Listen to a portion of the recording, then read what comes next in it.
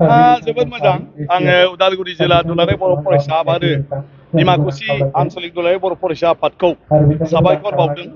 जे बिथांमोना दिनै जोंनि जिथु डिमाकुसि ओनसोलनि सेथि थाखोआव उथ्रिनाय बर' बिजोंनि फरायसा फरायसुलिफोरखौ बरायनाय आरो हायार सेकेन्डारिखौबो लोगोसे उदालगुरि जिल्ला हिसाबै माने टप 10 पास जानाय फरायसाफोरखौ फरायसुलिफोरखौ बेवहाय बरायनायनि हाबाफारि लादों आं सानो बेवहाय बे फरायसा फरायसुलिफोरखौ गोबां मोनसे थुलुंगाखांनाय होगोन खालि फरायसा फरायसुलिल' नङा बेजों लोगोसे जोंनि गासै जि बिमा बिफाफोर दं जायफोरनि फिसाया फरायफुगासिनो दं बिसोरनि गोसोआवबो मोनसे फरायनायनि फारसे गोसोखौ थि खालामनाय फिसाफोरखौ फोरोंनायनि फारसे गोसोखौ थि खालामनाय बेबायदि मोनसे सानदांथि लाबोगोन आरो गुबुन गुबुन फरायसाफोरखौबो जोंबो जेरैखि जाया बेबायदि बरायजानो हानांगौ होननानै फरायनायनि बेलायाव मोनसे गोसो फज'नायनि जि हाबिलास बेखौ लाबोनानै होफैगोन आं बेखौ मिजिंथिदों फरायनाया जोबोद गोनां आथिखालाव जे गोदो जों खालि डक्टर इन्जिनियार फरायनायनि थाखायल' एन्ट्रेन्स एग्जामनि बाथ्राखौ सानोमोनब्लाबो नाथाय दिनै जों रिपुटेड कलेजफ्राव फरायनोब्लाबो कमन इउनिभार्सिटि एन्ट्रेन्स टेक एग्जाम होनांगौ जाहैबाय दिनैनि दिनाव ओंखायनो साधारन भाबै फरायनोब्लाबो कलेज मोनसेयाव एडमिसन मोननोब्लाबो जोङो एन्ट्रेन्स होनांगौ आरो जुदि एन्ट्रेन्स होआलासिनो दा मोनोब्लाबो बेबो मार्क्सनि सायावसो दिपेन्ड जाबाय जे दिनै जोंनि फिसाफ्रा जुदि फार्स्ट डिभिजन मोना 70% मोना 80% मोना अब्ला जों लुबैनाय खुनु कलेजावनो जों एडमिसन होनो हाया बेबायदि ओंखायनो बे बेलायाव जोङो बेबायदि माखासे हाबाफारिनि गेजेरजों फरायनायनि जिथु गोनांथि फरायनायाव गोसो होसारनानै माने फरायनो लुबैनाय बेखौ जों साफ्रोम फरायसाफोरनाव लाबोनांगोन साफ्रोम बिमा बिफायाबो जाहाथे गावनि फिसाखौ थै थां गासिबो गावनि खामानिखौ गारजोबनानै फोरोंथारगोन होननानै साननाय बेखौ जाहाथे जों लाबोनो हायो बेबायदि मोनसे आबहावाखौ जों लाबोनांगोन आरो बेबायदि हाबाफारिया आं सानो बेयो निस्सय बिनि गेजेरजों एसेब्लाबो अबदान जागोन ना दिनैनि साना जों बयनिबो थाखाय गोग्गानायनि सान मानो होननानै बुङोब्ला दिनैनि बे सानावनो बर' बिजोंखौ गायसनजेननाय जादोंमोन सालायजेननाय जादोंमोन दिनैनि बे समाव आङो बयबो जाय बर' गेदेमाफ्रा बर' बिजोंखौ गायसननायनि उनाव बे बर' बिजोंखौ माने मा होनो अरायबो गोजोर खालामबोनायाव हाबा मावबोबाय बिथांमोननिसिम आंनि गोसो गोरबोनिफ्राय सिबिनायखौ आङो बावहरदों आरो दिनै जेसेबां जोंनि बर' फरायसाफोर दं बर' बिजों फरायनाय दं आङो बिथांमोननिसिम आंनि गोसो गोरबोनिफ्राय गाहाम हामलाय हरदों बिनि गेजेरजों सोलोंथाइ लानानै बयबो जाहाथे गावबा गाव आथिङाव गसंहैनो हायो साफा साफा मोजां गोग्गो नोगोरारि जानो हायो बेखौ आङो मिजिंथिदों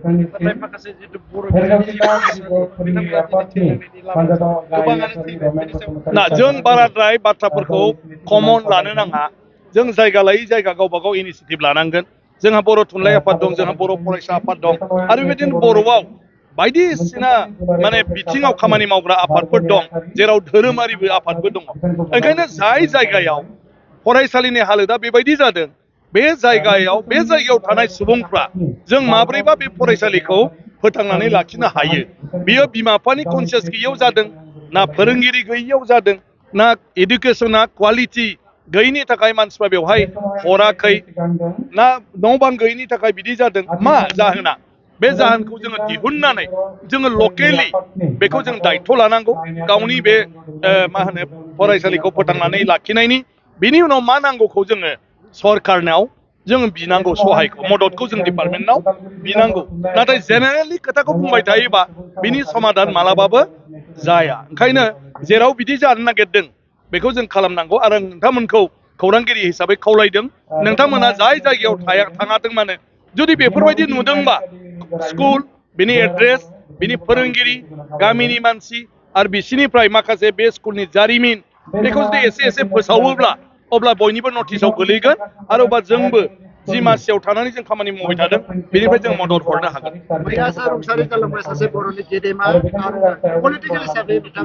माने सोलोंथाइ मन्त्रिमोन बिथांनि सायाव ना मानाव गेदेर थानेस्वर बर' बिथाङा सासे गुवार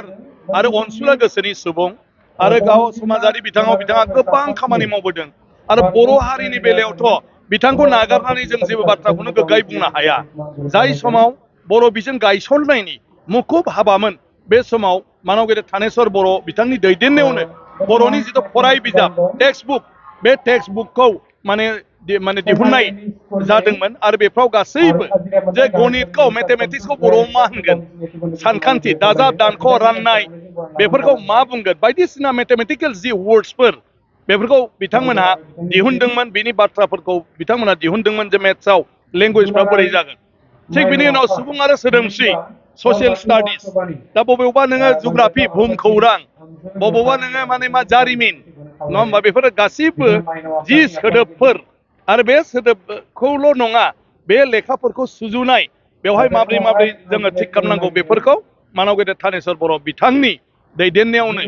माने बेफोरखौ खालामबोजेननाय जादोंमोन आरो बिनिफ्रायसो दिनैनि बर' बिजोङा बे अबस्थायाव सफैदों आरो बिनि उनाव बिथाङानो सासे जाय जोंनि बर' रावखौ कलेजाव MIL हिसाबै थिसननाय आरो इउनिभारसिटियावबो बर' रावखौ मोनसे MA नि साबजेक्ट हिसाबै फरायनो मोननाय आरो दिनै PhD सिम दावखोनायावबो बिथांनिनो गासिबो बिथाङा जेब्ला एडुकेसन मिनिस्टारमोन बिथाङानो गासिबो बेफोर खामानिखौ मावनानै होदोंमोन बिथाङा सासे राजखान्थियावबो दंमोनब्लाबो बिथाङानि गोसोआ मालाबाबो राजखान्थिल' नङा बिथाङा जाथि समाज रायजो गासिबनिबो बाथ्राखौ लानानै खामानि मावदोंमोन आरो बिथाङा माने मा होनो AGP ब्लाबो बर'नि खामानि बिथाङा मावदोंमोन ओंखायनो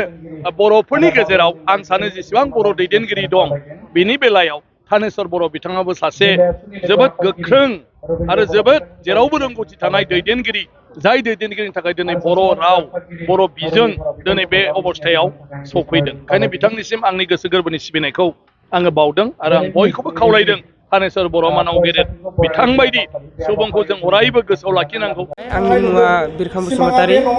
आङो बड'फा इउन एकाडेमि कबिरालिनिफ्राय फरायदोंमोन आं 87.83 जौखोन्दो मोनदोंमोन आङो ओरैनो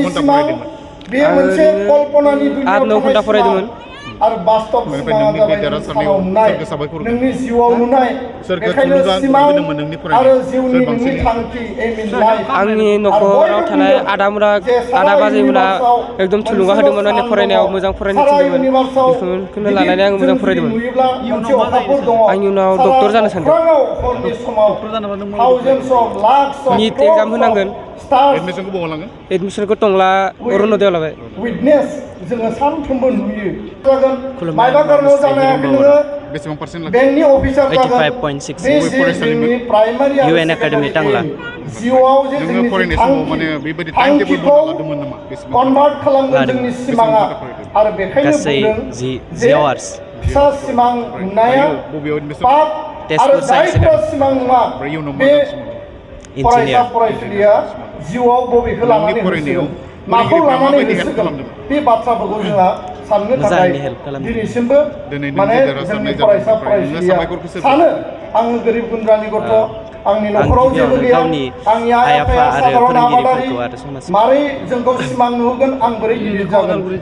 सासे फरायसा फरायसुलिया आंनि जि अन एक्सपिरियेन्स आं जिखौ दिनै अबजार्भ खालामदों जोङो फरायनानै साख्रि लानायाल' जोंनि जिउनि थांखि नङा फरायबानो साख्रि मोनथारनांगौ बेबो जिउनि थांखि नङा बाथ्राया जाहैबाय